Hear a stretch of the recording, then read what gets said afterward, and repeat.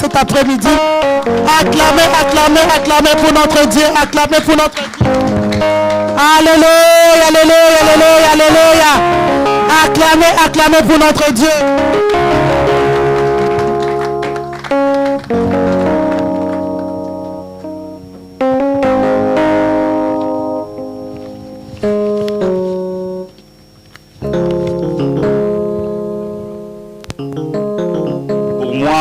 Mais je vous demande s'il vous plaît maintenant qu'on acclame pour celui qui est plus grand que moi. Jésus, Jésus, Jésus.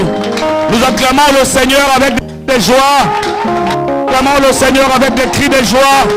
Nous acclamons le Seigneur avec des cris de joie. Alléluia. Jésus, merci pour ta présence cet après-midi. Jésus, merci pour ta présence cet après-midi. Merci Jésus pour ta main qui est présente cet après-midi. Merci pour ce que tu vas faire cet après-midi. Merci pour les personnes que tu vas toucher cet après-midi. Merci parce que tu fais toutes choses comme tu le veux, Seigneur Dieu. Je me remets entre tes mains, Saint-Esprit. Vraiment que je diminue et que toute la gloire, sans exception, toute la gloire, du début à la fin, revienne à notre Seigneur Jésus-Christ. En ton nom, Jésus, j'ai ainsi prié. Amen. Salut ton frère et ta soeur qui est à ta gauche, à ta droite. Dis-lui bon appétit. Dis-lui bon appétit, c'est le moment de manger.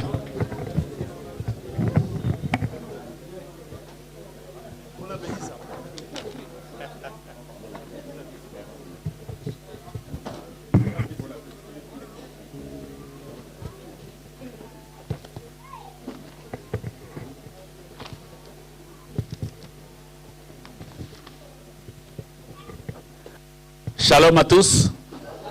Je vous aime dans l'amour du Seigneur. Je bénis encore une fois Dieu qui a permis qu'on soit là aujourd'hui. Et un grand merci à l'homme de Dieu et sa femme, Pasteur Biemi, qui a permis que je puisse être là par la grâce de Dieu. Et j'ai beaucoup apprécié ce que le pasteur a dit hier, très très important. S'il y a 5 ministères, ce n'est pas des ministères de compétition, mais c'est des ministères de complémentarité. C'est-à-dire que nous nous complétons, c'est très important. Et ce que le pasteur fait, l'évangile ne peut pas le faire. Et ce que le docteur fait, le prophète ne peut pas le faire. Ou ce que fait le prophète, l'apôtre ne peut pas le faire. Chacun est dans son coin pour la beauté de l'évangile. Amen. Alors hier, on a beaucoup parlé. Je ne vais pas revenir parce qu'aujourd'hui, l'Esprit m'a mis à cœur à vous parler calmement. Et il y a beaucoup tellement, je ne sais pas si on va finir, mais je ferai. Si on ne finit pas, ce n'est pas grave. C'est la volonté de Dieu. Je ferai tout pour qu'on essaye de finir. Si vous le permettez, je vais essayer vraiment de développer. Sinon, on ne finira pas. Parce que moi, étant enseignant, quand il y a un truc, j'aime vraiment bien développer. Ça peut me prendre beaucoup de temps. Mais j'ai décidé vraiment aujourd'hui, je ne prendrai pas beaucoup de temps pour développer certains points. Mais je sais que le Saint-Esprit, qui est le meilleur enseignant que nous tous, va faire la suite. Amen. On a dit hier que le royaume habite en vous. Et Luc, j'aime bien Luc 12, 32, je dis, réjouissez-vous. C'est impératif. Il n'y a pas de gymnastique à faire. La Bible dit dans Luc 12, 32, réjouissez-vous. Dans d'autres versions, on dit ne craignez rien, ne craignez point. Petit troupeau. Réjouissez-vous, petit troupeau. Pourquoi? Pourquoi la Bible dit-elle aux petits troupeaux que nous sommes, réjouir? Trouvez pourquoi nous devons nous réjouir? Tiens. Ah, maman est aussi à côté, notre lectrice. Vas-y, après maman va, s'il y a une lecture, maman va faire. Je lis la parole du Seigneur. Ce n'est pas notre thème du jour, hein? C'est un verset qui peut venir comme ça à l'esprit. C'est 32, c'est ça? Vas-y. Luc, chapitre 12, le verset 32. Oui. Ne crains point, petit troupeau. Oui. Car votre Père a trouvé bon. Hein? Il a trouvé quoi? Il a trouvé bon. Voilà, bon que quoi? De faire quoi? De vous donner le royaume. Reprends encore s'il te plaît. Ne crains point, petit troupeau, car votre Père a trouvé bon de vous donner le royaume. Merci mon frère. Bien aimé dans le Seigneur. J'ai dit hier, je ne sais pas si je l'ai dit. Si tu lis la Bible, si tu trouves qu'un verset est conjugué, un verbe est conjugué au passé, laisse ça où? Dans le passé. Si un verset est conjugué dans le présent, comprends ça dans le présent. Si un verset, dans un verset, il y a un verbe qui est conjugué dans le futur, ne le ramène pas dans le présent. Ce que le frère vient de lire là, réjouissez-vous ou ne craignez point, petit troupeau, car votre Père a jugé bon. Ce n'est pas le futur. Je ne sais pas si je me trompe. Il a jugé bon de faire quoi? De vous donner quoi? Déjà, votre réaction me prouve que vous ne comprenez pas la teneur, la profondeur de ce verset. Donc, le Père a jugé bon. C'est le Père qui a décidé, il a trouvé que c'était bon de faire quoi? De te donner le royaume. Donc, il prend le royaume. En plus, Dieu, avant de faire quelque chose, étant Dieu, il le fait parce qu'il sait que c'est bon. C'est lui qui a dit, il n'est pas bon que l'homme soit seul. Donc, en d'autres termes, pour Dieu, c'est bon que l'homme soit accompagné. Et à chaque fois qu'il créait, il disait quoi à la fin? C'est bon. Et quand il t'a créé, il a dit encore, c'est très bon. Donc Dieu, il fait et il recule un peu, il regarde. De toute façon, il fait tout à la perfection. Même s'il fait tout à la perfection, mais il regarde quand même. Et Luc 12, 32 nous dit, il a jugé bon de te donner le royaume. Non, je veux que tu comprennes. Le Père t'a donné le royaume. On a dit hier, un roi ne peut pas donner son royaume à quelqu'un et lui-même partir. Quand tu prends un royaume, le roi aussi est dedans. Les sujets du royaume sont aussi dedans. Or, ce royaume, il y a Dieu, il y a Jésus, il y a le Saint-Esprit, il y a des anges, il y a toute l'armée de Dieu. Ce sont des milliards et des milliards et des milliards de milliards d'anges qui sont au service de Dieu. Et le fait que Dieu te donne le royaume, il se donne lui-même et il te donne tout ce qui se trouve dans le royaume. C'est pourquoi je veux vraiment que tu comprennes ça. J'avais dit aujourd'hui, on va aller tout doucement parce qu'on va apprendre quelque chose. Je veux vraiment que tu comprennes parce que ce que j'ai dit là, c'est ce qu'on a dit hier. Le Père, il s'assoit, il dit, moi Père, je pense que ce bon que je donne à Carmel, à Carmel, quoi? Le royaume. Alléluia. Si quelqu'un te donne même 1000 euros, franchement, tu vas te souvenir de lui. Si tu es un homme de Dieu, surtout nous les hommes de Dieu, tu me donnes une belle offrande, je penserai à toi dans toutes mes prières. Vous comprenez ce que je dis? Tout le temps, tu dis, oh, quand je pense à la sœur Néné. Non, cette sœur-là m'a un jour donné 1000 euros. Franchement, c'est Dieu. Vous comprenez? Et maintenant, Dieu, il te donne le royaume. Et ton roi, il reste avec quoi? Rien. Mais pour qu'il reste pas avec rien, il suit lui-même son royaume. Comme ça, il aura toujours le royaume. Parce que le royaume, il est rien. C'est pourquoi quand il y avait des guerres dans l'Ancien Testament, ou même maintenant, les gens faisaient tout pour attraper le roi. Une fois qu'il est attrapé, le royaume est pris. C'est fini. Parce que le roi lui-même représente le royaume. C'est pourquoi Jean-Baptiste a dit, repentez-vous car le royaume des cieux est proche. Et là. Donc, quand il parlait du royaume, et là, il parlait de Jésus qui est là. Vous comprenez? On ne peut pas parler du royaume sans parler du roi, sinon il n'y a pas de sens. Amen. Aujourd'hui, on va essayer d'aller tout doucement. J'aimerais que vous écriviez si possible. Vous n'êtes pas obligé. Parce qu'on va dire beaucoup de choses. La Bible dit ceci. Dans Matthieu 11, 12 et Luc 16, 16 qu'on a vu hier. Depuis le temps de Jean-Baptiste jusqu'à nos jours, le royaume des cieux ou le royaume de Dieu est forcé. Ce sont des violents qui s'en emparent. Depuis le temps de Jean-Baptiste, sachant que Jean-Baptiste, c'est le dernier des prophètes de l'ancienne alliance. C'est le seul qui a parlé de Jésus et vu de ses propres yeux. C'est pourquoi Jésus a dit, il n'y a pas deux comme Jean-Baptiste. Pour tous ceux qui sont nés de femmes. il n'y a pas un qui soit comme Jean-Baptiste. Parce qu'il a parlé de Jésus et il a vu Jésus. Alléluia. Il dit, la Bible dit, depuis le temps de Jean-Baptiste. J'aime la Bible parce que la Bible aime bien donner des précisions. Alléluia. Donc pas depuis le temps d'Adam. La Bible précise. Ce n'est pas moi qui ai précisé ça. C'est la Bible elle-même qui se précise. Elle dit depuis Jean-Baptiste jusqu'à forcé. Ça veut dire quoi? Avant, il n'était pas forcé. Sauf si vous n'êtes pas d'accord avec moi.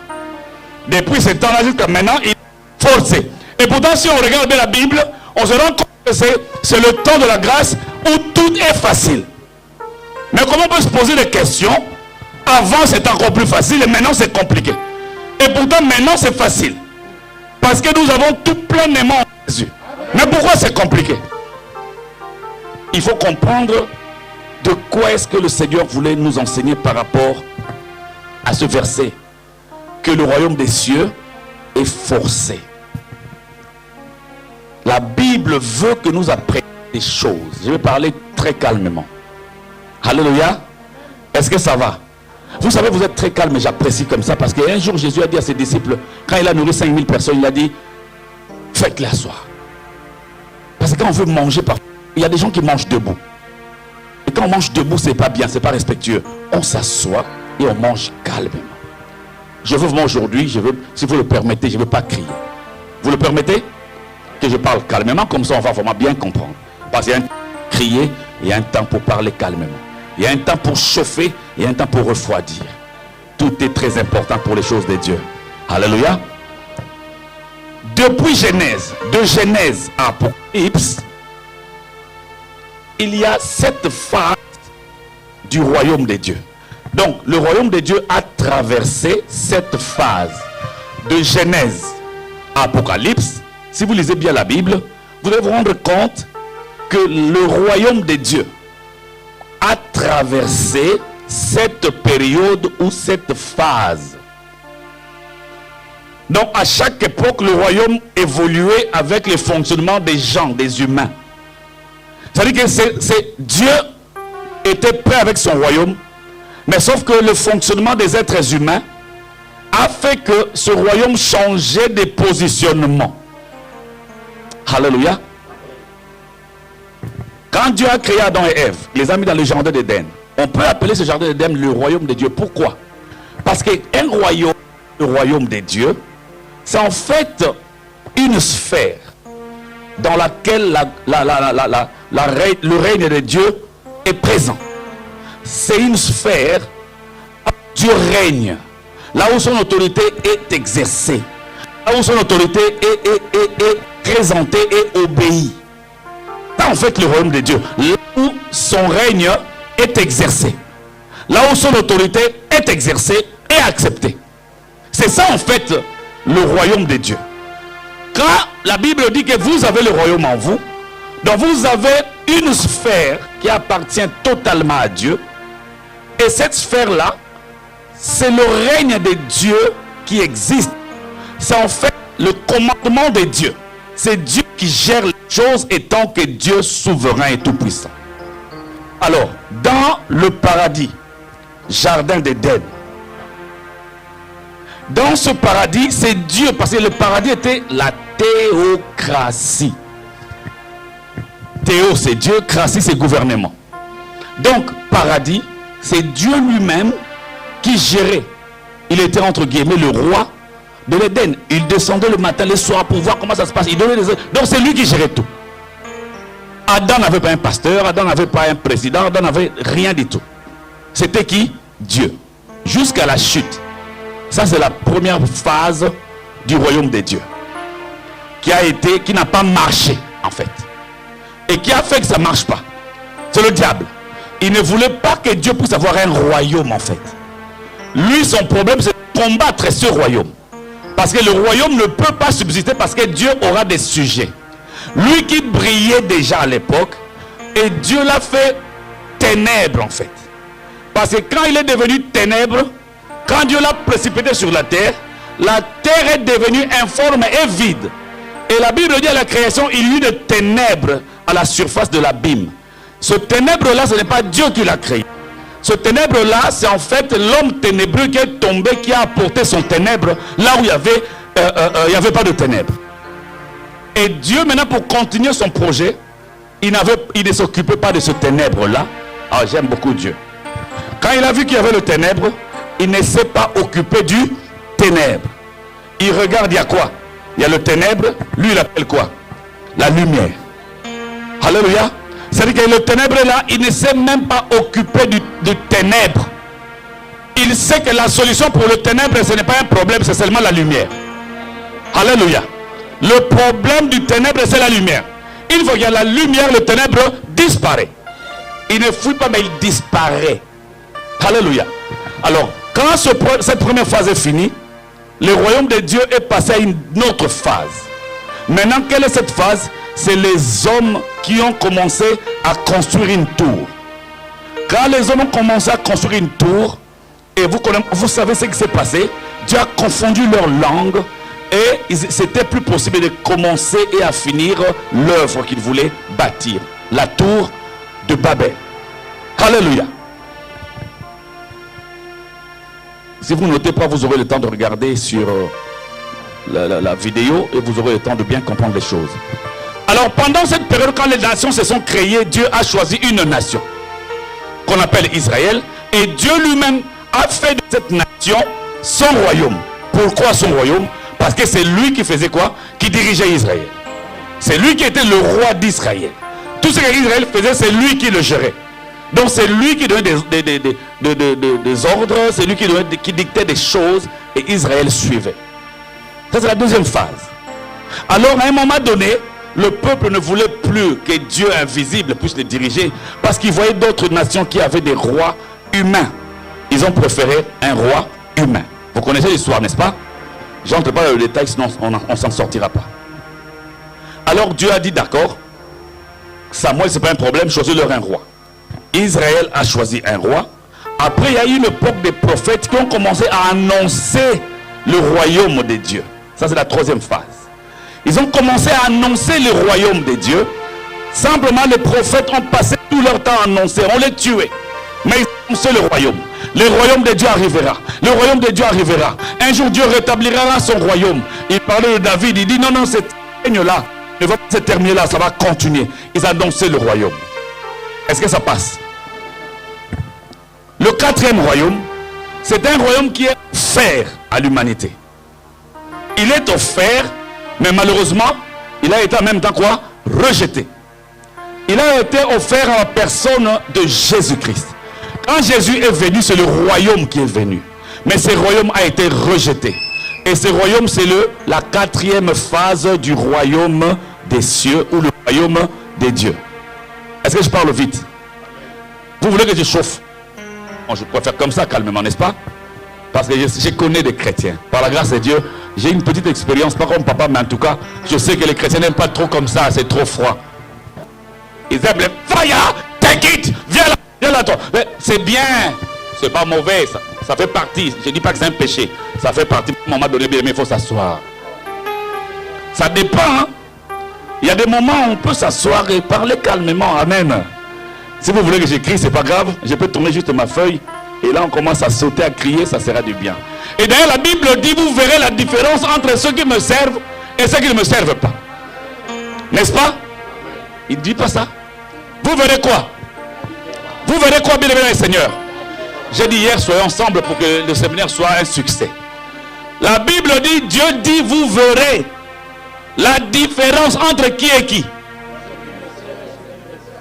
Non, bon, soyons maintenant honnêtes et sincères. Ne mentez pas à vous-même. Cette différence, c'est que vous la voyez vraiment.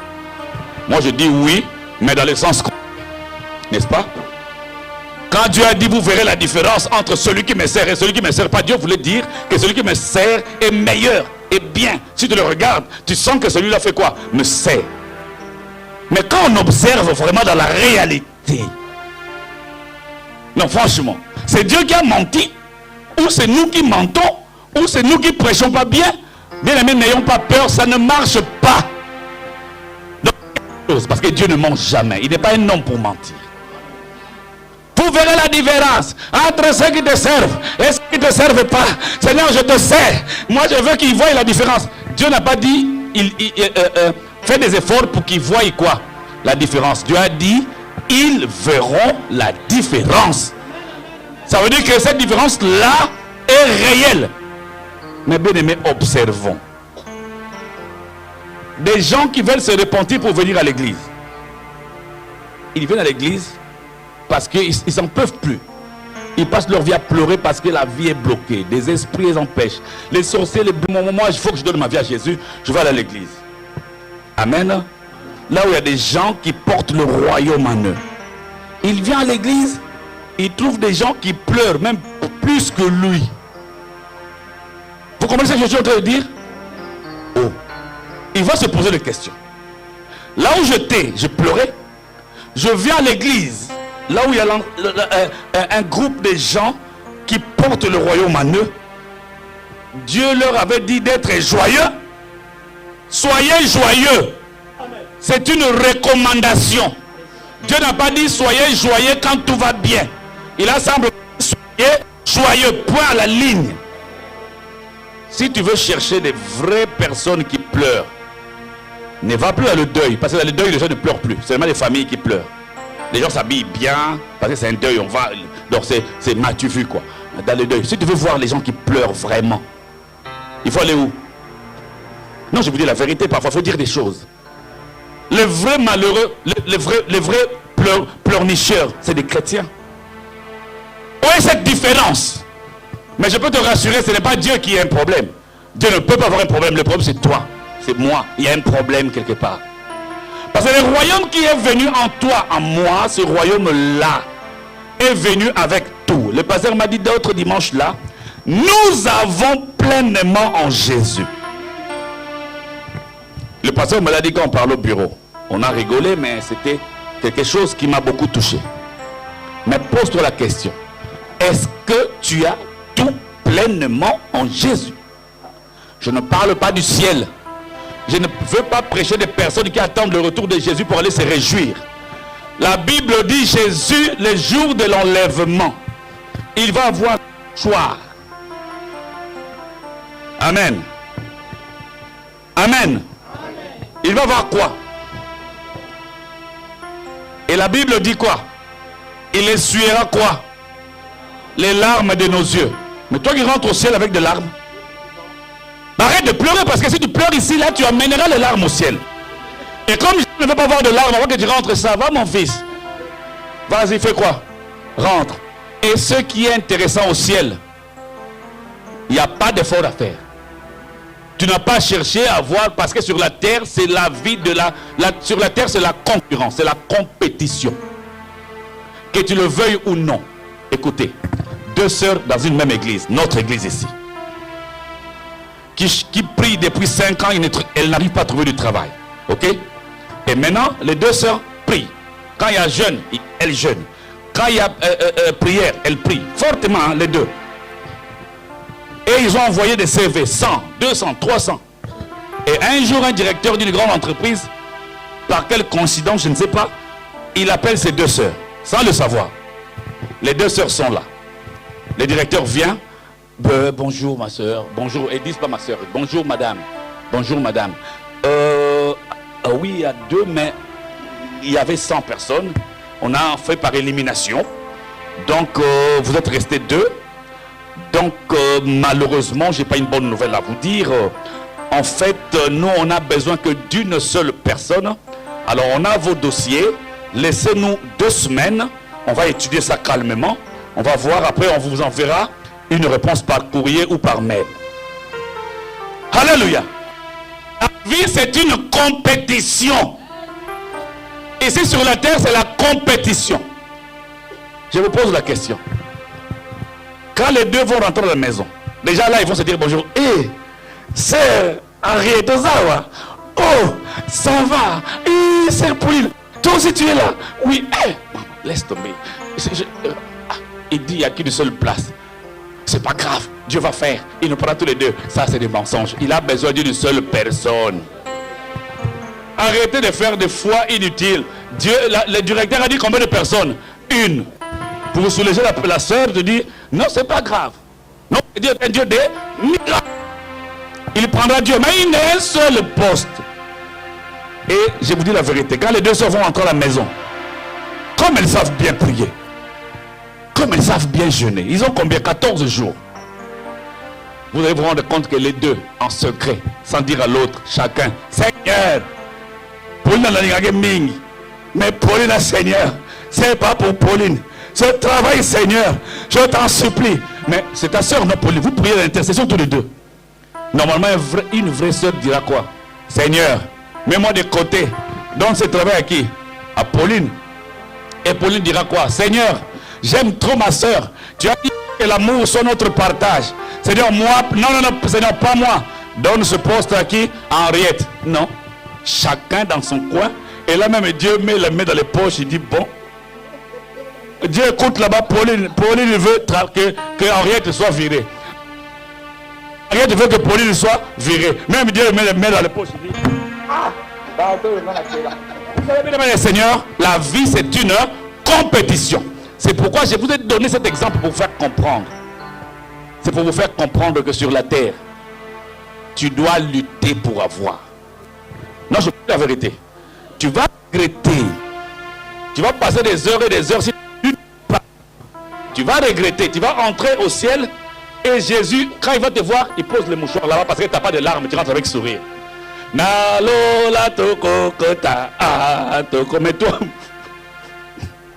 bien-aimé. Et quand toi tu viens avec des larmes, parce qu'il n'a même pas besoin de te consoler. Le consolateur, le Saint-Esprit, l'Esprit de Dieu a déjà fait son travail sur la terre. Là, c'est pour essuyer seulement les larmes. Ok, nango wap, kota. Ok, nango wap, sani, kota. Entre, parce que tu as beaucoup pleuré. Il est temps de cesser de pleurer. Je vais te présenter quelques astuces. Il y en a beaucoup, mais avec le temps, j'ai pris un tout petit peu. Bien-aimé le Seigneur, le quatrième royaume a été présenté et rejeté. Comme ce royaume a été rejeté par la venue de Christ et sa mort parce qu'il a été crucifié, maintenant la Bible dit dans le cinquième royaume, si on lit bien les 7 phases de l'église, la cinquième phase, c'est la phase où le royaume de Dieu est caché dans le cœur du croyant. Dans le royaume de Dieu, dans la cinquième phase, il est où? Caché. Où ça? Dans le cœur du croyant. Si je dis le cœur du croyant, tu vas penser que c'est un croyant. Non, dans ton cœur à toi. Dans le royaume caché. Et le 6e royaume sera le royaume millénium. Là où Jésus va régner 1000 ans. Ça ne me regarde pas. Ça viendra après. Nous sommes maintenant à la 5e phase du royaume de Dieu. Là où le royaume est caché dans le cœur du croyant. Écoutez. Jésus a dit, pour Dieu, 1000 ans, c'est comme, un jour c'est comme, merci parce qu'il faut qu'on travaille ensemble. Amen. Un jour c'est comme 1000 ans et 1000 ans sont comme un jour. Pas selon le calcul scientifique, mais selon le calcul prophétique. Ok? Avant que je développe ça, Dieu dit à Moïse, quand il lui a donné la loi, tu feras tout ton ouvrage. Tu feras quoi? Tu feras quoi? Tout ton ouvrage. Mais Dieu n'a pas un cœur. Pour ne pas dire Dieu n'a pas de cœur. Dieu n'a pas un cœur. Est-ce que vous êtes d'accord avec moi? Vous avez déjà une simple question qui est aussi facile à répondre. Pourquoi Dieu n'a pas un cœur? Parce qu'il n'est pas un homme. Vous comprenez? C'est l'homme qui a un cœur. C'est pourquoi l'homme ne peut pas gérer le monde tout seul. J'ai regardé un jour un film, je ne sais pas si vous l'avez regardé. Bruce le Tout-Puissant. Qui a regardé ça? C'est pas grave, vous n'avez pas regardé. J'ai regardé ça parce qu'il y avait un monsieur qui se plaignait tous les jours. Tu as regardé ça, mon frère? Voilà. Il y a un monsieur qui se plaignait tous les jours. Dieu, tu ne gères pas bien. Dieu, toi aussi tu as regardé, ma soeur. Dieu démarre de toi, tu ne sais pas gérer le monde. Qu'est-ce que Dieu a fait? Il dit, bon d'accord, Bruce-toi. Comme tu te plains, je te donne la responsabilité d'être Dieu pendant une semaine. C'est une semaine ou 3 jours. Une semaine, j'y crois. Il dit, bon, Bruce, toi, tu dis que moi, je ne gère pas bien. Dieu l'appelle, il donne la responsabilité d'être Dieu. Pendant combien? 7 jours. Regardez ce film, est très intéressant. Et comme il a un cœur, il est assis comme Dieu, il voit des prières qui viennent dans les 4 coins du monde. Qu'est-ce qu'il a fait? Parce qu'il a un cœur. Il a fait quoi? Il a exaucé tout le monde entier. Et quelque chose s'est passé, les gens ont joué au loto. Beaucoup de chrétiens jouent au loto. Et lui, il a dit, ah non, il faut qu'il gagne. Il fait gagner tous ceux qui ont joué au loto. Or, au loto, si tout le monde gagne, le gain est petit. Ils ont gagné $1, $1, $1, $1, parce qu'il faut qu'une seule personne gagne pour gagner beaucoup. Ça veut dire quoi? Et il n'arrive pas à gérer les choses. C'est pourquoi Dieu a dit, donne-moi quoi? Dieu veut prendre ton cœur pour que tu ne gères pas avec des émotions. Si tu gères les choses avec des émotions, tu risques de regretter. Quelqu'un te demande quelque chose que tu n'as pas, parce que tu es chrétien, tu crois que parce qu'on est chrétien, il faut dire oui. On a la facilité de dire oui, parce que oui ne rajoute pas d'autres questions. Mais dire non rajoute souvent une question. Mais tu peux m'accompagner? Oui, ça s'arrête là. Mais tu peux m'accompagner? Ah non. Ah, pourquoi? Parce que, vous voyez, ça commence à continuer. Mais pour arrêter les choses, on dit quoi? Oui. Or, le oui là nous détruit beaucoup. Alléluia. Le royaume est caché en toi dans la 5e phase. Alléluia. Le royaume est caché en toi. Alors, le problème maintenant, quoi? Comme le royaume est caché en toi, et tu es conscient que ce royaume-là, c'est le royaume de Dieu qui a tout. Car la Bible dit, nous avons tout pleinement en Jésus. Alors, comme nous avons tout pleinement en Jésus, alors comment ça se fait que j'ai tout pleinement en moi, mais ma vie, quand je la regarde, ça ne reflète pas la beauté de l'évangile, les choses de l'esprit, les bonnes choses n'existent pas. Ça veut dire que moi et les autres pareils. Mais il n'a pas dit ça. Il a dit, vous verrez la différence entre ceux qui me servent et ceux qui ne me servent pas. Mais comment ça se fait que celui qui ne porte pas le royaume et celui qui porte le royaume, tous les deux sont parfois pareils. Même celui qui ne porte pas le royaume parfois est beaucoup mieux. Vous savez, même moi, quand je vois un voleur qui vole, tout le monde s'étonne. Moi, je dis, mais pourquoi vous vous étonnez? Un voleur qui a volé, ça vous étonne? Mais non, ça ne peut pas vous étonner. Vous savez pourquoi? Parce qu'il est voleur, il fait son travail de voleur. Et toi, tu es chrétien, si ta vie ne reflète pas le royaume, il faut que ça étonne. On a dit, la bouteille est identifiée par son contenu.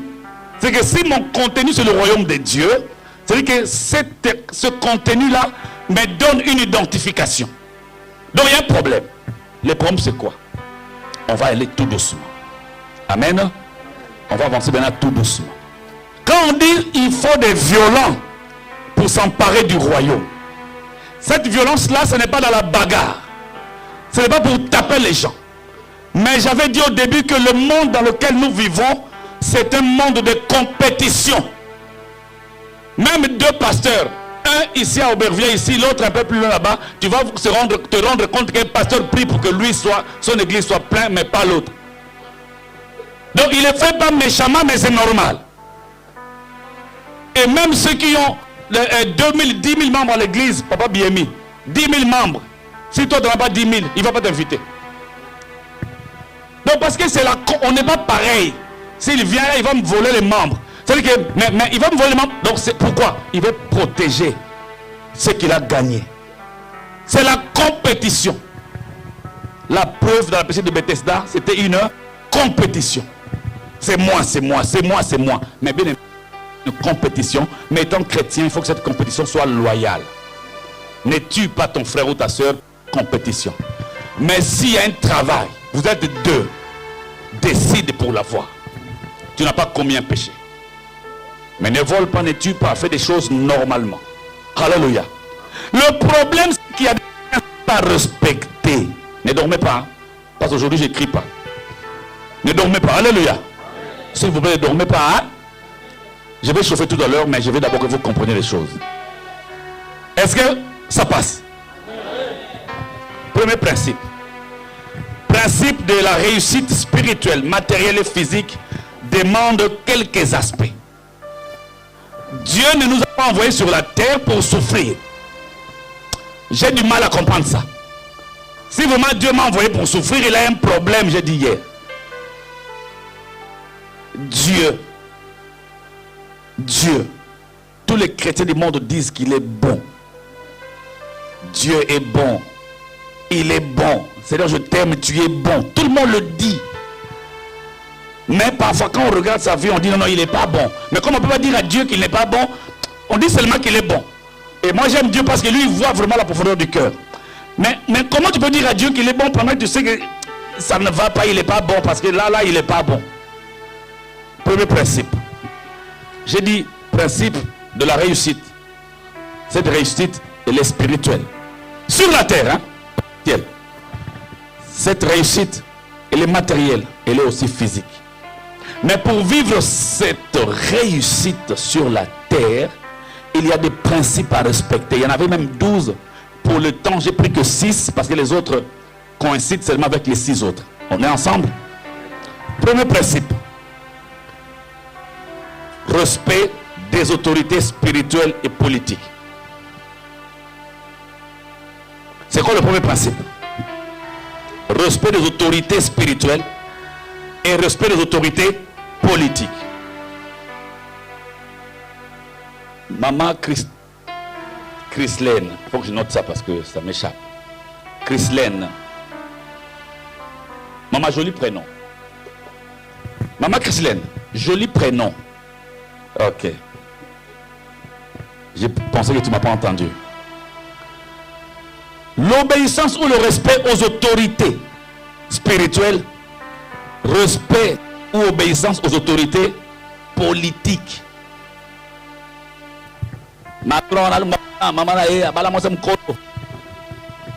C'est une autorité politique. Hein? Mais la Bible dit autre chose. Ce sont de petits principes de rien du tout. Mais ça peut te bloquer, ça peut t'empêcher.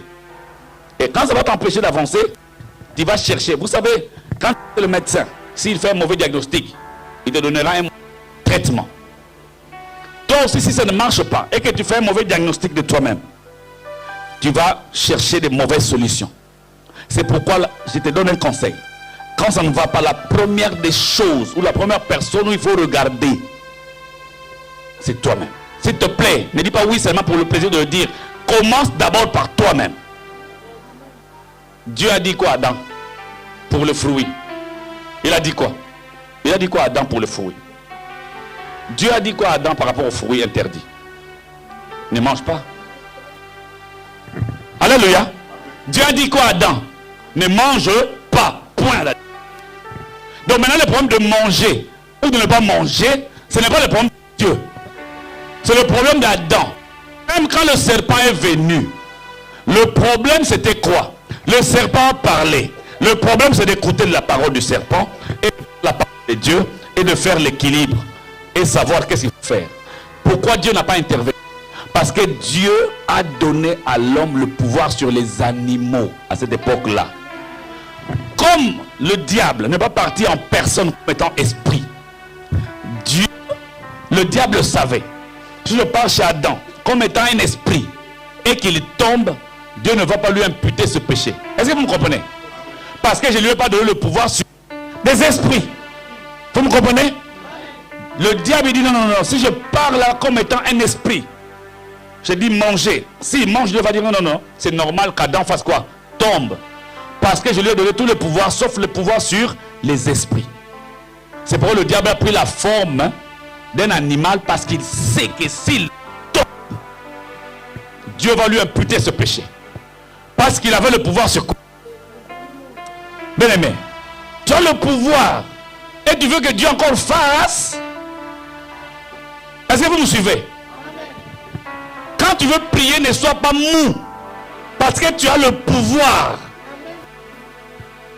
Adam est tombé parce que il a oublié qu'il avait le pouvoir sur le serpent, sur les animaux qui rampent, qui sont sur la terre. C'est pourquoi Dieu a dit, je ne m'occupe même pas du serpent, parce qu'Adam, je lui ai doté de quoi? D'un pouvoir. Sur quoi? Sur les animaux. Quand Dieu a regardé, qui va tenter Adam là? C'est qui là? C'est un animal. Oh, petit problème. Même Dieu était étonné de voir que tu as le pouvoir sur ceci Mais la seule chose, la même chose à laquelle tu as le pouvoir, ça te fait tomber. Même Dieu ne comprend pas. Alléluia. Tu as une arme, AK-47. Quelqu'un vient avec un petit couteau, il a 50 mètres. Il vient, et tue. Même le général va dire, il avait l'arme. Oui, il avait. Il était comme, non, il était à 100 mètres, mais il avait l'arme. Oui. Maintenant, vous allez dire, c'est la faute du général. Non, mais il faut se responsabiliser. Moi, Dieu m'a donné un ministère de responsabiliser le chrétien. C'est mon ministère. Je resterai comme ça, je ne peux pas changer. J'ai essayé à un moment de changer parce que ça fait un peu du bien, mais je n'arrivais pas. J'essayais de dire, non, bien aimé, t'inquiète. Je sais. Non, j'ai dit non, mais j'ai monté à moi-même. Tu es responsable. Pourquoi? Parce que Dieu étant responsable, il ne peut pas te laisser irresponsable. Il t'a responsabilisé. Comme Dieu a vu que l'homme était tombé par le serpent, il n'avait pas le pouvoir sur les esprits. C'est pourquoi il dit, dans Luc, je pense 10, verset 19, ou 9, non, 10, 19. 10, 19, n'est-ce pas? Je vous ai donné le pouvoir. Pas pressé, maman. Docteur. Je vous ai donné. Merci, Yaya. Merci parce que tu m'as aidé. Je vous ai donné. C'est quel temps? Passé, présent, futur. Quand tu lis la Bible, ne sois pas pressé. Tu fais la course avec qui? Personne. Quand il dit je vous ai donné, c'est quel temps? Je vous ai donné. Est-ce qu'il dit je vous donnerai le pouvoir? Pourquoi toi tu veux qu'il te donne le pouvoir maintenant? Seigneur, donne-moi ce pouvoir. Vous voyez pourquoi vos prières n'ont pas d'exaucement? Si tu dis à Jésus, donne-moi le pouvoir pour faire ceci, tu ne l'auras pas. Celui qui t'a déjà donné n'a plus rien à te donner. Quand il dit je vous ai donné le pouvoir, en plus il précise. Il précise. Le pouvoir de marcher, pas le pouvoir de s'asseoir. Donc si tu t'assois, ce n'est pas le problème de Jésus, c'est ton problème. Tu as le royaume. C'est ça la violence en fait. La violence, c'est savoir qu'est-ce que j'ai et comment l'utiliser. C'est ça que Pierre a dit hier. Je ni or ni argent, je sais que j'ai.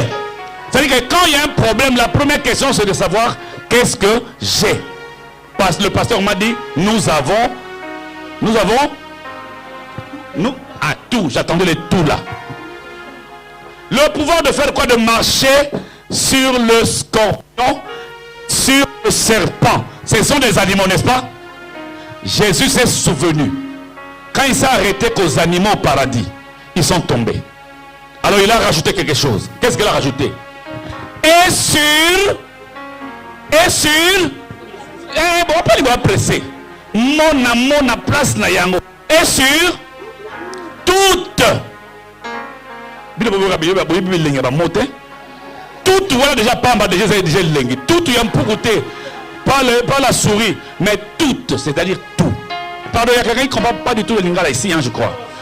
Donc je parlerai vraiment français. Même si j'ai dit un mot en lingala, t'inquiète pas, je le traduirai en français, t'inquiète pas. Jésus dit, je te donne le pouvoir de marcher sur les serpents et scorpions. L'homme dit, oui, merci, mais Seigneur. Adam aussi avait ce pouvoir, hein, mais il a fini quand même par tomber. Jésus dit, t'inquiète, je sais. Je te donne aussi le pouvoir sur toute. Toute, ça veut dire quoi? Est-ce que tu le crois? Vous savez, Jésus a dit un jour, ces genres de démons-là, ces genres-là. Donc ça veut dire qu'il y avait beaucoup de genres de démons. Ok? Il y avait beaucoup de sortes de démons. Mais il dit cette sorte-là. Je m'arrête là pour te développer vite fait. Quand il est mort à la croix, la Bible dit dans Colossiens, sur la croix, il a effacé l'acte dont les ordonnances nous condamnaient. Après, il a fait quoi? Il a aligné les esprits. Il les a cloués à la croix, merci. Mais il les a dépouillés. Il a dépouillé tous les esprits. D'accord avec moi ou pas? Quand Jésus... Bien aimé, c'est pourquoi j'ai dit, ne compare jamais avant et après. Le problème des chrétiens, nous avons le problème entre avant et après. Nous croyons qu'avant et après c'est la même chose. Quand Dieu dit ancienne alliance, et même Dieu dit je crée une nouvelle alliance, vous ne voulez pas. Vous voulez que la nouvelle soit pareille que l'ancienne. Pourquoi vous voulez comme ça? Alléluia. Pourquoi Dieu lui-même dit non, l'ancienne est finie. Il a dit ça, non? Dans Hébreu. L'ancienne alliance est finie. Tu l'as prêché, non? Avec le sang des animaux. Maintenant, c'est quoi? C'est la nouvelle alliance. Ne comparez pas les choses. Laissez chaque chose à sa place. Je ne dis pas que l'Ancien Testament est mauvais. Je n'ai jamais dit ça. Je n'ai jamais dit ça. Toute la Bible est importante et c'est bon pour tout le monde. Mais le problème quand tu lis, je vais te dire une chose encore. Il y a des choses dans la Bible quand tu lis, ça ne te regarde pas. Alléluia. Alléluia. Quand Dieu a dit à Adam et Ève, tu mourras. Ça, Ève. Maintenant, toi là, parce que tu as Jésus, c'est fini, toi. C'est-à-dire que toi, tu es rentré dans une autre phase. Prends les choses simplement, ne te complique pas la vie. Alléluia. Alléluia. Est-ce que ça passe vraiment? Le pouvoir de marcher. Pourquoi tu me donnes? Moi, j'aime quand toi, c'est toi qui fais. Mais pourquoi tu me donnes? Normalement, le problème des scorpions et des serpents, Jésus, de Jésus. C'est pourquoi tu as un problème la nuit, tu te réveilles. Au lieu de prier, tu appelles le pasteur. Peut-être où maman pasteur, peut-être en train de revoir une révélation pour dimanche. Tu le réveilles. Papa dans l'alité. Papa dans l'alité. Maman, j'ai pas dormi. Tu sais, j'ai pas compris. Tu comprendras? Toi, tu ne comprends toujours pas. Je ne vois pas clair. Tu verras clair quand? Ces choses-là, je ne vois pas ça clair. À l'ingala, c'est bien. Ma kamuna muna clair. Or, c'est à toi de voir clair. Le pouvoir de marcher. Jésus dit, je te donne. Dis, je te donne. Alors, si on te donne, qu'est-ce que tu vas faire, toi? Quand on donne, tu fais quoi? Donc, il y a beaucoup qui ne veulent même pas prendre. Ça ne va pas. Jésus fait quoi? Fais. Mais arrête de te tromper des choses. Si Jésus dit, je te donne, toi, ton problème, c'est de faire quoi? De prendre. C'est pourquoi la Bible dit à tous ceux qui l'ont reçu. C'est pourquoi on ne donne pas sa vie à Jésus, mais c'est Jésus qui entre dans notre vie. Jésus qui vient, on dit à tous ceux qui l'ont reçu. Donc dans la nouvelle alliance, Dieu a un seul problème. Son problème dans la nouvelle alliance, c'est de faire quoi? C'est de donner. Oh, alléluia. Dans la nouvelle alliance, tout ce que fait Dieu, c'est de donner. On a lu tout à l'heure que votre Père, réjouissez-vous, ne craignez pas, car votre Père a jugé bon de vous donner. Alléluia. C'est que Dieu sait très bien faire. C'est le verbe donner. Et ce que les chrétiens doivent bien faire, c'est recevoir. Mais vous avez reçu, mais vous continuez encore à demander. Même Jésus, je vous dis la vérité, un jour il m'a dit, mais je ne vous comprends plus. C'est lui qui s'est donné et il ne comprend pas. Les chrétiens ont tout. Mais psaume qui dit, il y a un verset dans le psaume qui dit, j'avais dit que vous êtes des dieux. 82, merci papa. Mais vous mourrez comme des... Même Nzambazo Kamoyo. Dieu s'étonne de toi. Il dit, j'avais dit que vous êtes des dieux. Et pourtant vous mourrez comme des hommes. Donc Dieu veut te faire comprendre que tu n'es pas un être humain normal. Parce que la bouteille de champagne est chère à cause de son contenu. Un exemple que Papa Sacré connaît. Quand tu prends un fou, tu es parti en Angola chercher du diamant. Tu trouves un joli diamant. Vraiment, je ne sais pas de combien de carats. Je ne sais pas, un joli diamant bleu, je ne sais pas, ou noir. Quel est le diamant le plus cher? Tu dis, si je sors avec ça aux frontières, on va me le voler. Ou les soldats vont le piquer. Tu ne sais pas qui les donner. Tu ramasses un fou dans la rue qui marche tout nu, très sale. On prend ce diamant, on donne ça au fou, on le fait avaler. Et ce fou-là sent mauvais. Vous montez dans le bus avec le fou. Tout le monde fuit. Quand on descend, tout le monde fuit. Mais qu'est-ce qu'il fait avec ce fou? Vous savez pourquoi il ne laisse pas ce fou? Les gens ignorent ce fou parce qu'ils ne savent pas ce qu'il a. C'est pourquoi Jésus ne peut jamais te lâcher, parce qu'il a beaucoup investi sur toi. Tel que tu es là, tu es tellement précieux. Jésus ne peut jamais accepter que le diable fasse ce qu'il veut dans ta vie. Vous savez pourquoi? Le perdant, ce n'est pas toi. Moi, je prie comme ça, Papa Sacré. Si le diable me fait des choses et il réussit à le faire, d'accord, parce que bon, d'accord. Mais qui a perdu? Un Jésus et moi, qui est allé chercher l'autre? Lui, Jésus m'a vu à la croix. Est-ce qu'il m'a vu mourir pour lui? Qui est mort pour moi? Et maintenant, si je perds, qui a perdu? C'est pourquoi avec Jésus, tu ne peux pas perdre. Impossible. C'est pourquoi Dieu a dit, nous sommes plus que vainqueurs. Au lieu de dire vainqueur, il a dit plus que vainqueur. Toi qui n'as jamais combattu, tu es plus que vainqueur, mais parce que celui qui est en toi, c'est lui le vainqueur. Il te donne cette victoire. Tu as le pouvoir de faire quoi? De marcher sur les scorpions. Vous connaissez un scorpion? Imaginez que ça, c'est le sens interdit. Là, c'est le sens qu'il faut suivre. Les scorpions vont là-bas. N'est-ce pas? Nous commençons par le serpent. Les serpents, il va là-bas. Ok? Vous nous suivez? Les serpents, il va là-bas. Le scorpion aussi, il va dans la même direction. Le serpent, sa queue est ici, sa tête est là-bas. Le scorpion, sa tête est ici, sa queue est là-bas. Vous connaissez, c'est la queue qui fait comme ça. On est ensemble. Le serpent, sa tête là-bas. Le scorpion, sa queue, c'est là-bas. Cela veut dire quoi? Le serpent, il mord avec la queue ou avec la tête? Où se trouve le venin du serpent? À la tête. Où se trouve le venin du scorpion? À la queue. Cela veut dire quoi? Toutes les malédictions du passé et celles qui peuvent venir, tu as le pouvoir. Elles ne sont pas détruites, ces malédictions. Elles sont là. Non, vous n'avez pas compris. Elles ne sont pas détruites. Mais Jésus te dit, c'est vrai qu'elles sont là. Mais tu as le pouvoir. Je te donne.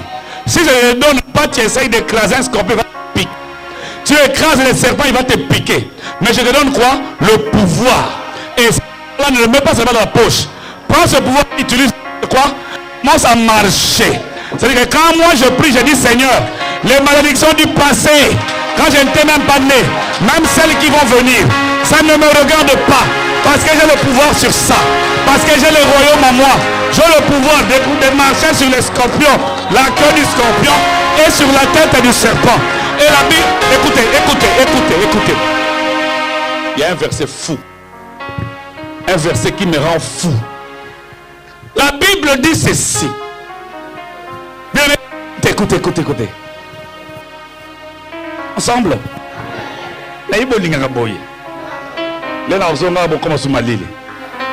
Alléluia. La Bible dit. Avant que je dise ce que la Bible dit, je veux te donner une information. Je t'en supplie. Garde ça jalousement. Tu choses de combien toi? 38. Toi, des choses de combien? Ne pensez pas que j'ai des chaussures à vous donner. Vous en faites. Maman, des choses de combien? 41. Maman, des choses de combien? 42. Alléluia, moi, une chose de 43. Alléluia, c'est moi ça? Ok. Quand tu as une chose, le numéro se trouve où? Hein? Je veux te dire quelque chose. Quand Jésus est mort à la croix, il est ressuscité. Quand il est ressuscité, Dieu lui a présenté son épouse. Donc toi. Et Jésus était très content. Il a dit voici cette fois-ci. On a dit ça hier, non? Et quand il a fini de dire voici cette fois-ci, il dit non. Il faut que je monte lui préparer une place. Il te laisse sur la terre. Mais il ne te laisse pas seul. Mais comme il sait qu'il y a un ennemi qui a commencé depuis longtemps à combattre le royaume. Et comme le royaume est mis en toi, il sait que ce royaume qu'il a mis en toi sera combattu par quelqu'un. Il le connaît. Écoutez. Il a pris le diable. Romains chapitre 16. Alléluia. Alléluia. Prenez Romains chapitre 16. Il a pris le diable. Au lieu de l'enfermer, parce qu'il va l'enfermer dans l'Apocalypse. Au lieu de l'enfermer, il ne l'enferme pas. Jésus, écoutez, avant de monter au ciel, il a pris qui? Il a pris quelque part. C'est un lieu sûr. Il sait que quand il va revenir, il sait où le trouver. Tu choses de combien, papa? Tu as dit 42? Merci. La seule chose que le diable sait de toi, c'est le numéro de ta chaussure. Je reprends. La seule chose que le diable connaît de toi, et je te dis la vérité, c'est le numéro de ta chaussure. Vas-y, 20. Verset 20.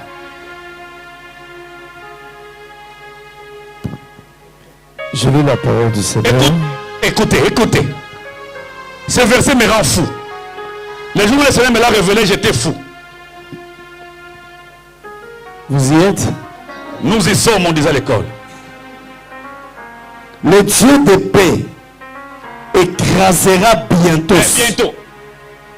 Parce que le diable a une fin. Mais toi, tu n'as pas de fin. Tu vois déjà qu'il était déjà plus grand que le diable. La Bible dit bientôt. Dieu va le faire quoi? Va l'écraser. Continue. Le Dieu de paix écrasera bientôt Satan. Écrasera qui? Satan. Qui se trouve où? Sous vos pieds.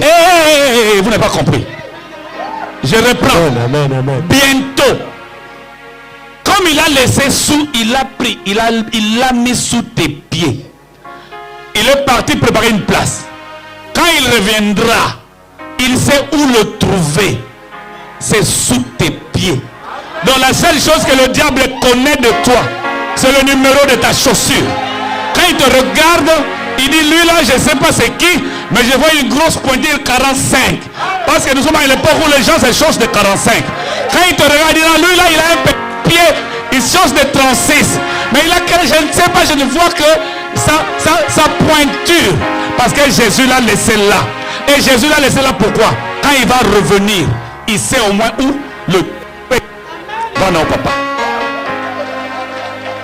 Nalobi, hein? J'ai dit, hein? Nalobi, hein?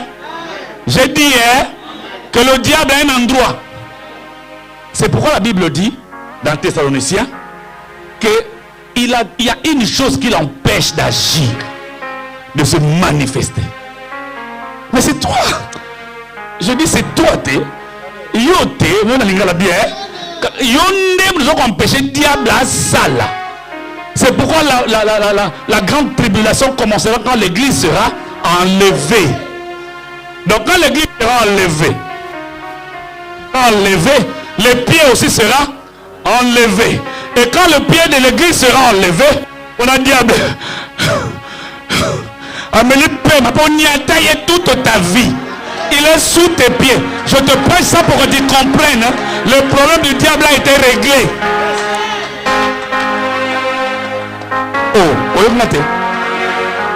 Je dis ceci.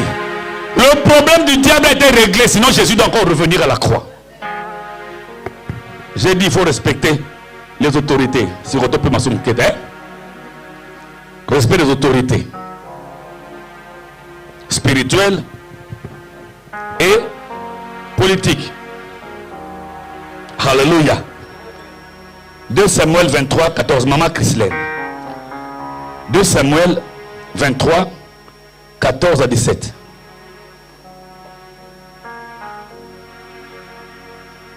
Papa Carmel, 1 Timothée 2, 1 à 3. Maman Ephésiens 6, 2 à 3. Maman Chrislaine, 2 Samuel 23, 14 à 17. Frère Carmel, 1 Timothée 2, 1 à 3. Maman Nana Ephésiens 6, 2 à 3. On y va, maman, s'il te plaît.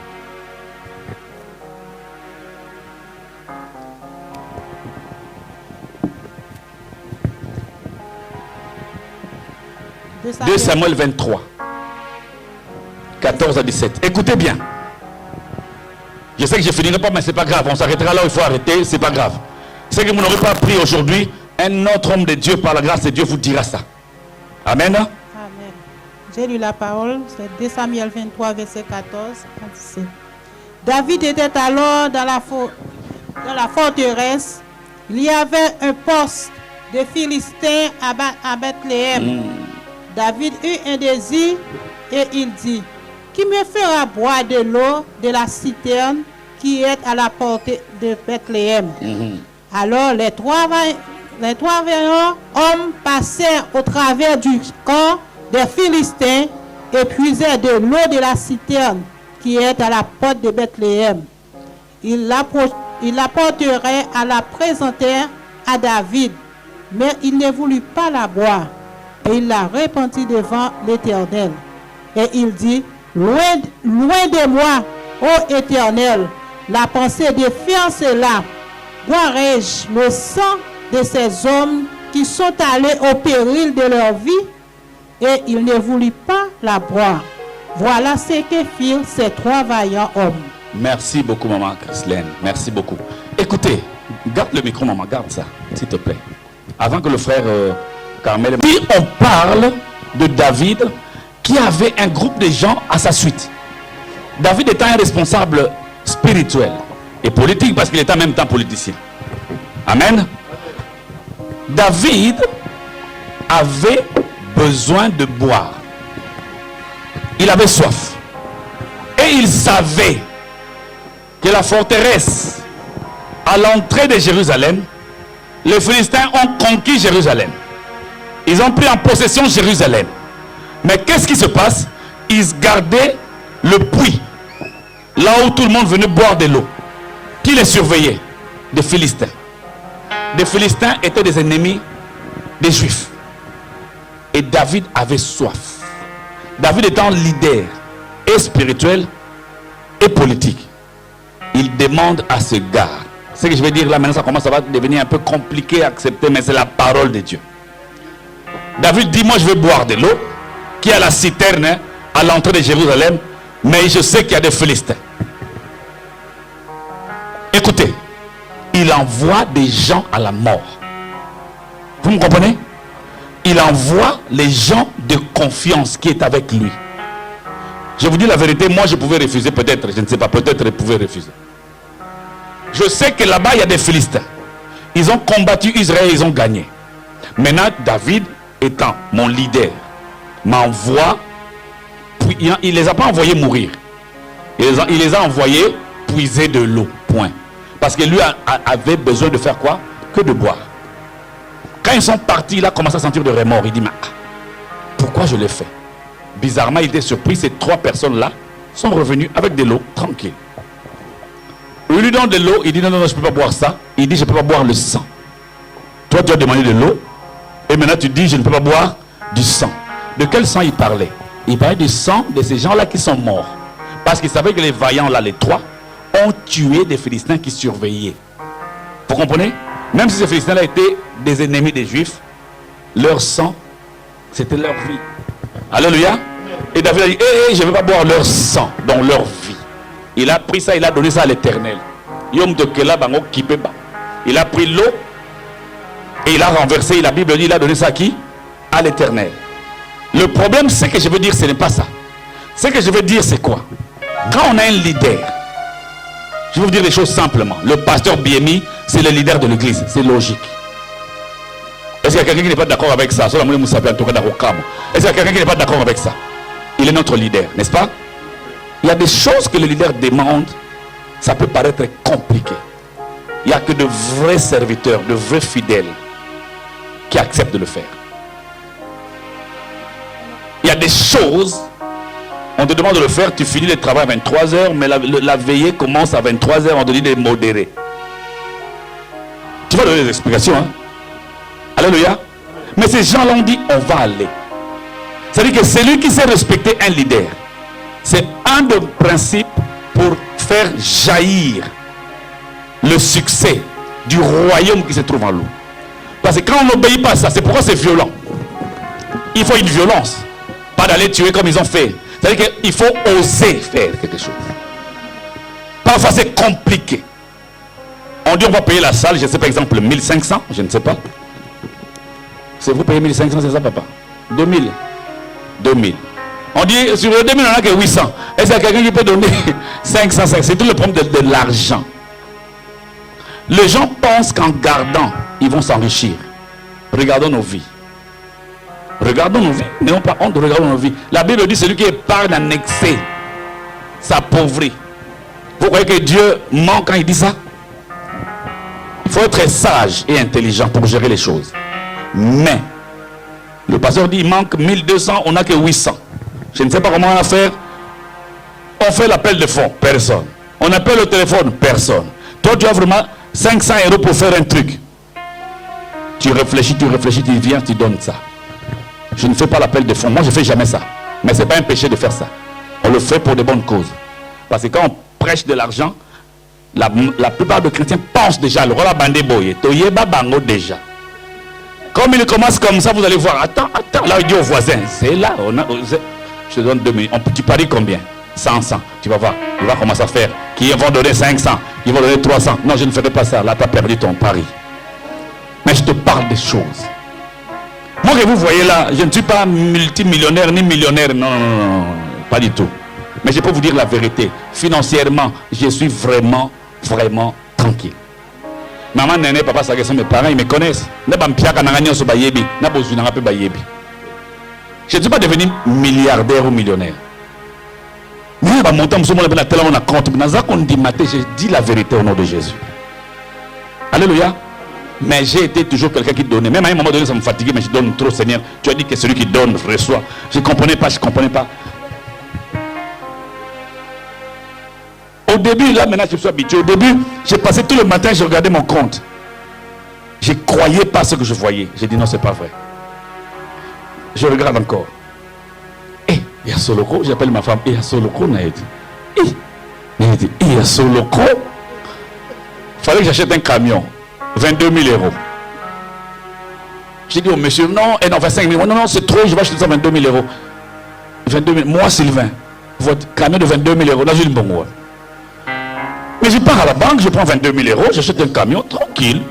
Na quoi petit. Je vous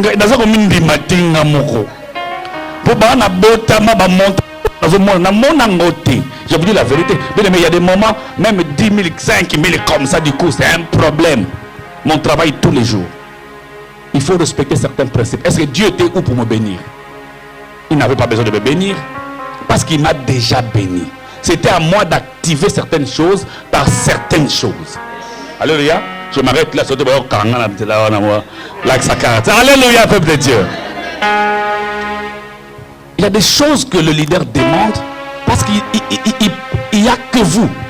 La réussite de l'église, étant église locale comme ça, n'a que besoin de vous. Avec le peu que nous avons, c'est nous qui allons faire réussir l'église. C'est nous. Un jour, j'ai pris une voiture, j'ai donné à un docteur, il est à Londres maintenant. Quand j'ai donné cette Volvo 400, je sais plus, 40, je sais plus. J'ai donné cette voiture à cet homme de Dieu là. Après, j'ai commencé à dire,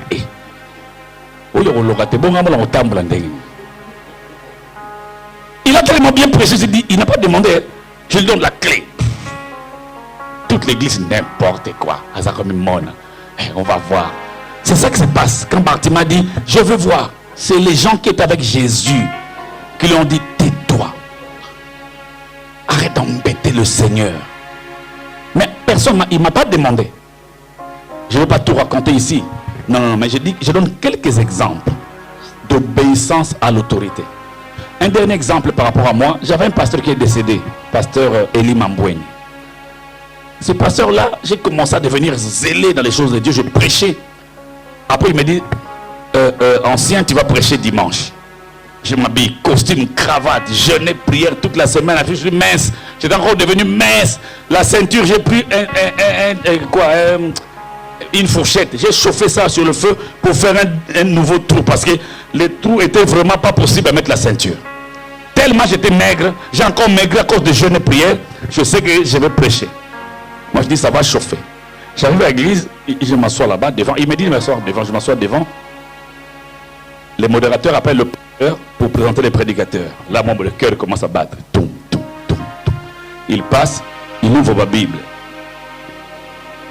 Il ouvre, il commence à parler. Moi je dis bon, il va me présenter. Il fait 1h10 de prédication. Amen, amen. Oh. Il est parti s'asseoir. J'ai dit, bon, c'est pas grave, peut-être l'a oublié. Je rentre à la maison. C'était à La Haye, donc Denard. À La Haye, moi j'étais à Rotterdam. Je rentre jusqu'à Rotterdam. Je n'ai rien dit. Mercredi, je pars à la répétition. Vendredi, la répétition. Samedi, à la veillée. Dimanche, samedi matin et soir, il m'appelle encore. Tu n'as pas prêché dimanche dernier, mais parce que Dieu m'a donné un message, c'est important. Ce dimanche-là, donc demain, c'est toi. Il n'y a pas de problème. Il a dit merci, pasteur. Je change encore de costume et de cravate. Je viens, je m'assois là. J'étais derrière à la chorale. Il dit non, on va devant. Je vais devant. On l'appelle pour présenter les prédicateurs. Les chœurs, boum, boum, boum. Il appelle un autre prédicateur. Oh. Et je rentre, je n'ai pas prêché. En plus, il ne me dit rien. Quand je rentre, il m'appelle dimanche très tard. Il dit, je m'excuse parce que le modérateur, quand il a appelé le prédicateur, ce n'est pas lui qui a appelé le prédicateur, c'est le modérateur qui a appelé en fait un autre prédicateur. Mais ça combine avec le modérateur, c'était le pasteur adjoint. Et le troisième dimanche, il vient jusqu'à la maison pour me dire, je m'excuse.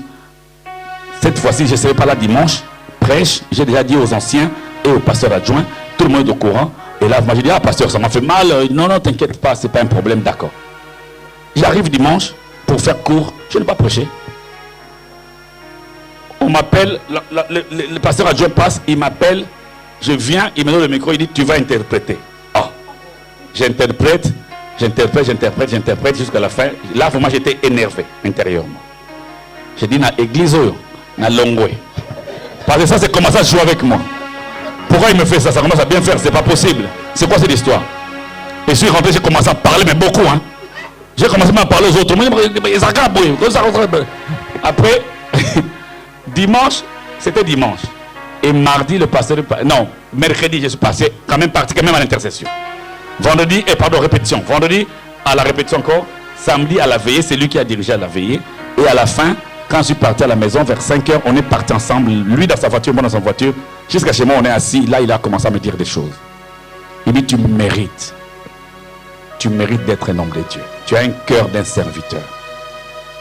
Je ne pouvais pas imaginer que tu pouvais venir à la répétition, continuer à intercéder pour l'église. Franchement, je l'ai fait exprès. Je lui ai dit, pardonne-moi parce que j'ai trop parlé. J'étais critiqué auprès de la sœur X, le frère X. J'ai cité tous les noms et j'étais vraiment triste à l'intérieur. Je ne savais pas que c'était une formation. J'ai formé un frère. Parfois j'étais un peu... Il m'a fui. Il n'a même pas traîné. Mais il y a plusieurs façons de former quelqu'un. Ce n'est pas seulement la gentillesse, s'il te plaît, tu vois, parce que tellement on n'est pas nombreux dans les églises, on est en train de vous cajoler parce que si on a paiement sale. Donc vous êtes obligé que vous soyez seulement là. Quelle est cette église? C'est le pasteur qui supplée les membres de l'église. Jésus avait 72 membres, n'est-ce pas? Il a dit, il faut manger ma chair et boire mon sang. 60 sont partis. 60. Vous avez quand tu as 72 membres dans une église. Tu viens dimanche d'après, il n'y a que 12. Donc c'est 60 qui sont partis. Vous comprenez? Ça m'a surpris. Jésus n'était pas... Il n'a même pas dit, il faut aller les parler. Tu vois, il faut leur parler. Vous voyez, vous savez pourquoi parfois nous on boude? Parce que nous payons la salle. C'est pourquoi on finira papa par acheter une salle, cette église. On achètera une salle vraiment, on aura plus de problème de paiement des salles. Il faut que ça arrive parce que ça n'aide pas les chrétiens. Alléluia. Respect à l'autorité. Et je le dis par amour, s'il vous plaît. Je ne dis pas par méchanceté. Je le dis vraiment par beaucoup d'amour. Non. Je voyais comment moi-même je sais. Parfois je reste à la maison, je pleure. Comment je pleurais. Parce que tu prêches, mais le propriétaire de la salle, parce que nous, il ouvrait la porte. Hein. Il ouvrait la porte. Vous vous rappelez quand on était à Montreuil, il y avait une blanche là. Vous prêchez là, la porte de l'à côté. Il ouvre, il dit, il fait comme ça. Il fait comme ça. Comme, parce qu'elle est mariée à une noire. À un noir. Donc elle sait que comme ça veut dire l'argent. Toi tu prêches, Jésus est Dieu.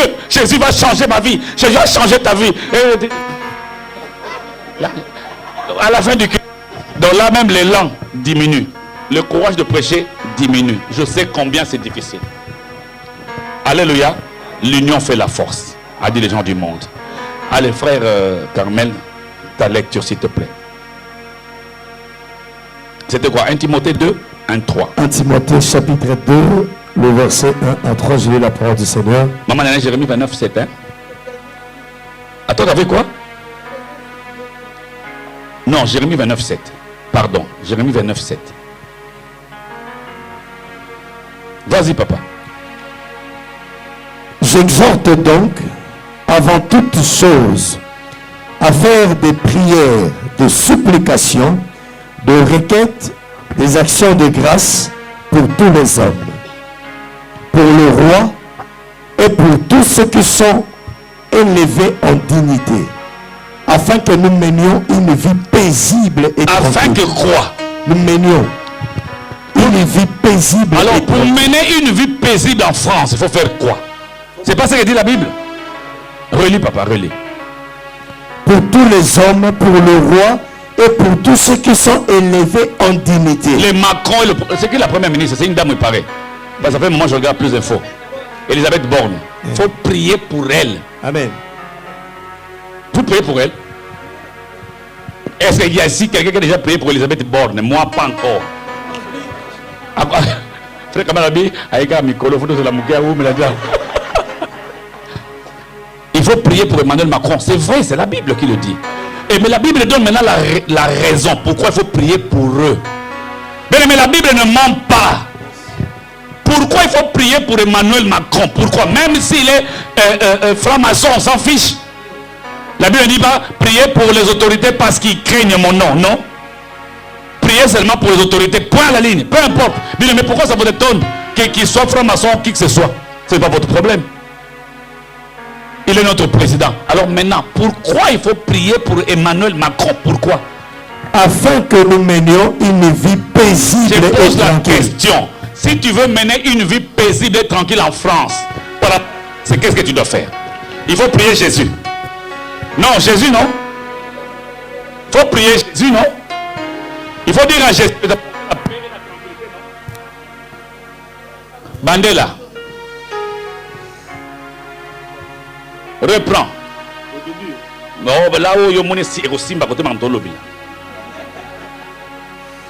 Pour le roi et pour tous ceux qui sont élevés en dignité, afin que nous menions une vie paisible et tranquille. Moi je suis un blédard. Français mon boulot. Mais nous allons comprendre que je vais traduire, ne vous en faites pas. Nous allons comprendre que pour ma si en France n'a mené une vie comment? Paisible et tranquille. Il faut prier. Toi tu veux la tranquillité, tu insultes Macron matin, midi et soir. Mais tu veux quoi? La tranquillité. Tu dis moi j'ai Jésus, je m'en fiche. J'ai Jésus, je m'en fiche. Demandez à Jean-Baptiste. Cherchez Jean-Baptiste et demandez-lui ce qui lui est arrivé. Même en prison, il dit c'est lui ou ce n'est pas lui? Mais c'est lui qui a annoncé Jésus. C'est lui qui a parlé de Jésus. C'est lui qui a aplani les chemins du Seigneur. Mais quand il est entré en politique, les jours où il a dit politique, sa tête a fini sur un plateau. D'abord en prison, il dit à ses disciples, allez demander à Jésus. C'est lui vraiment que nous attendons ou il faut attendre quelqu'un d'autre? Il y a des moments où tu te demandes vraiment si Jésus est vraiment ressuscité. Bien aimé, ça n'est jamais arrivé moi plusieurs fois. C'est-à-dire que je ne vais pas dire aux gens, les gens vont dire, mais c'est un pasteur. Non, comment il dit ça? Jésus vraiment, c'est quoi ça? Pas sur le monde. Alléluia, peuple de Dieu. Alléluia. Non, je vous dis la vérité. La Bible ne dit pas il faut demander à Dieu pour que tu vives en paix, tranquille et comment? Paisible en France. Il faut demander ça à Dieu. Tu peux demander à Dieu la tranquillité pour toi en France, ça n'arrivera pas. Pourquoi? Parce que Dieu n'a pas un cœur. C'est un Dieu de principe. C'est pas parce que Dieu va avoir pitié de toi parce que le lion ce n'est pas ça le problème. Le problème, Dieu dit, si tu veux vivre en paix en France, occupe-toi de Macron, des gens qui sont élevés. Mais bien aimé, si Macron décide aujourd'hui qu'à partir de juin, les trains commenceront à 8 h au Kenya, vous allez faire quoi? Peut-être vous allez marcher, peut-être vraiment marcher ou je ne sais pas. Toi qui prends le train à 5h30, tu es obligé d'acheter une voiture. Mais tu vas acheter une voiture, tu n'as pas l'argent. Bon, tu as l'argent, mais tu n'as pas de permis. Tu Tu veux faire le permis, ça devient compliqué. Donc, il te rend la vie compliquée. C'est pourquoi tu es obligé de prier pour lui, pour qu'il prenne des décisions qui vont dans le bon sens pour nous. Alléluia. Reprends encore pour vas-y, pour le roi. Tous ceux qui sont élevés en dignité, afin que nous menions une vie paisible et tranquille, en toute piété et honnêteté. Merci mon frère. Vas-y maman Néné. Jérémie 29, 7. Jérémie chapitre 29, le verset 7. Mon frère Carmel a lu dans la nouvelle alliance. Maman Néné lit dans l'ancienne alliance. Vas-y maman Néné.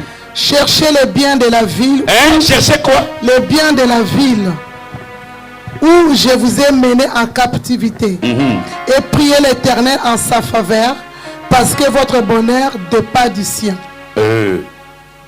C'est moi qui ai écrit ça. Priez pour la ville dans laquelle vous vivez, parce que votre bonheur en dépend. Vous voyez bien, les seigneurs. Je ne sais pas si vous avez pour le pays, je ne sais pas. Mais vous-même, vous le savez. Tout le temps que vous passez, la Bible dit les derniers jours, il y aura des hypocrites. Des hypocrites, même dans la prière. Tu vas écouter quelqu'un qui prie, banda, qui tient que lui, son problème à lui. L'avancement de l'église, ça ne le regarde pas. La difficulté du frère X, ça ne le regarde pas. Depuis qu'il a commencé, moi, en même temps quand il dit les moi là, c'est pour que les autres voient que c'est lui. C'est pas fait de prier pour soi, mais il faut aussi penser aux autres. Exemple, là Dieu dit, priez pour les autorités. Si tu ne le fais pas, classe ça. Tu as le royaume en toi. Et je finis à quelle heure? À 45, c'est ça? C'est ça l'exil. Bon, on le battait.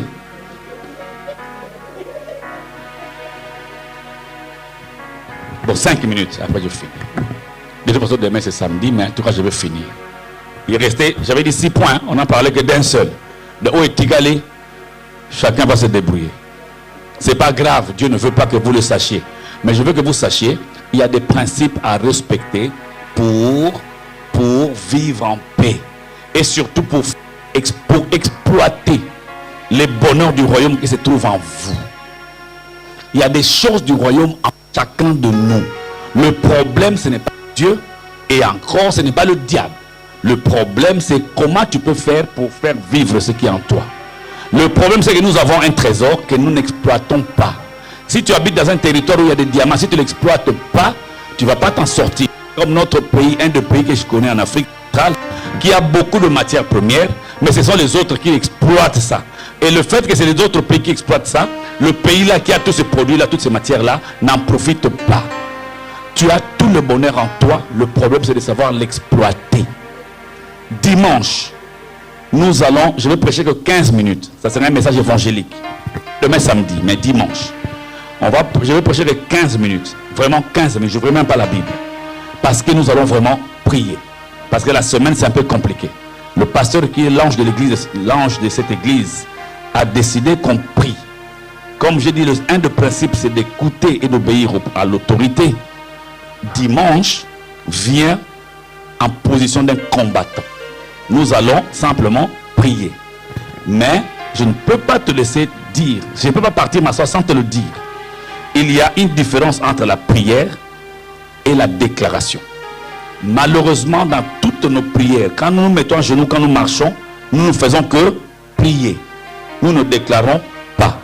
Il y a des choses où il faut prier, il y a des choses où il faut déclarer.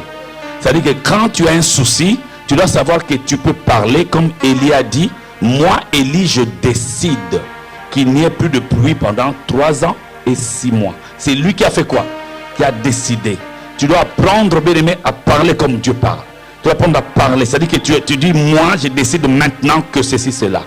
Ne passez pas tout le temps vers Jésus. Parce qu'il t'a déjà donné quoi? Le pouvoir. Que Dieu te bénisse.